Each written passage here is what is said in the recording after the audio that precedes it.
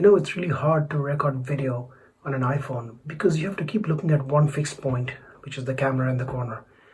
And when I look away and look at myself, it feels like I'm looking away from you. It's a tough choice.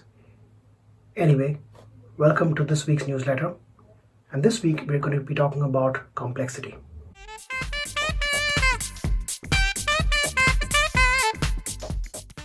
So, with all that's going on around the world, it struck me this week that a big part of the problem we've got in the world today is how complex things have become. Sometimes when I think about everything that's going on, it's really hard to make sense of it. And then you kind of wind it back and you realize that from the earliest days of humankind, things that we couldn't understand, like rain or thunder or winds or volcanoes, we always ascribed to gods or demons. And that allowed us a simple way of ascribing blame or praise.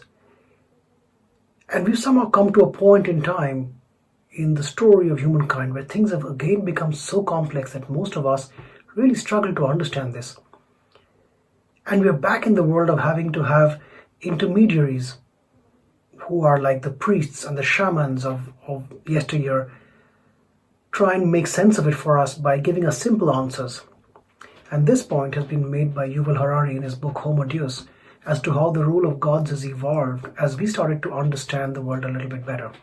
But now we're back in this space, and just a quick glance around what's going on gives you a sense of how many complex things we have to deal with. Just this week we saw astronauts leave the Earth on a SpaceX rocket, and we got live streams from the International Space Station when they docked. We are seeing this incredibly complex social political landscape with the Black Lives Matter movement and all that's going on in the US of A. At the same time, it's happening against a backdrop of this insanely complex trade-off between what is biologically correct versus what is economically prudent in the coronavirus and the debates about opening up versus lockdowns. And in the midst of all of that, you've got drones and beacons and 5G technology coming through. And in fact, just this week I was reading about the next generation natural language processing artificial intelligence tool, which is called GPT-3. And GPT-3 essentially works by predicting the probability of the next word in a sentence. And that's how it constructs sentences. Now, GPT-2 was released 2 years ago, and it processed 1.5 billion parameters in order to find its answers. In the last 2 years, GPT-3 has increased that by a factor of 100, so 2 orders of magnitude. So GPT-3 now processes 175 billion parameters to be able to predict human sentences better and to be able to construct human sentences better. And almost right on cue, there was an article this week about how Microsoft has started replacing humans in its news production with bots and natural language processing AI engines.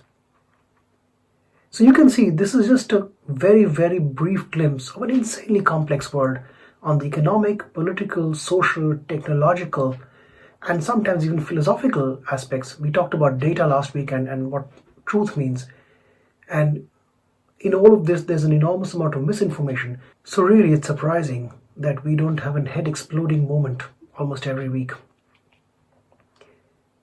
But in this environment, what tends to happen is we grasp for the simple answers instead of perhaps the right ones. So we blame coronavirus on whatever is the nearest available villain, China, or if you want 5G, which is the most bizarre conspiracy theory that seems to have gained ground. And there are reasons why that happens, because people do look for simple answers instead of trying to ask the harder questions and spending time figuring things out. So how should we deal with this? How should we make sense of this world? One of the best principles I came across in this, and I think it's something that must become fundamental to our education system, is this principle of strong opinions weakly held. Now, don't mistake this for a very literal version of what that sentence seems to suggest. nor should we mistake it for I shout the loudest, because those are the criticisms of the idea that we find, but that's kind of the corruption of this principle already. What it means is that with even limited information, we try and construct an early hypothesis about what we think is going on. But we're always ready to be challenged on that as data emerges, and we actively go looking for data that will either validate or disprove the hypothesis. When we get into the entrenched position where we start to believe what we believe in despite data, or when we just stop looking for data that might prove us wrong, that's when we've lost that principle. In a way, what I found was that that's actually the principle that agile development works on. In an agile process, we don't wait till we have all the answers across every possible question that we might have when we start to build a piece of software or a product. What we do is, with initial information and a vision, we start building. But on a weekly, fortnightly, monthly basis, we correct the roadmap based on the available data. And in some cases, we pivot. And that's a really interesting example, because a pivot means we fundamentally change the direction we were going in because the data or the reality in the market tells us that we need to absolutely rethink our basic assumptions. And that ability to pivot is what makes a lot of startups successful. And that is the ability that we as human beings need to have, the ability to pivot our position when faced with an entirely different reality and new data that perhaps we didn't know existed or we hadn't come across, or for whatever reason it now challenges us. So this is what we've spoken about in this time's newsletter.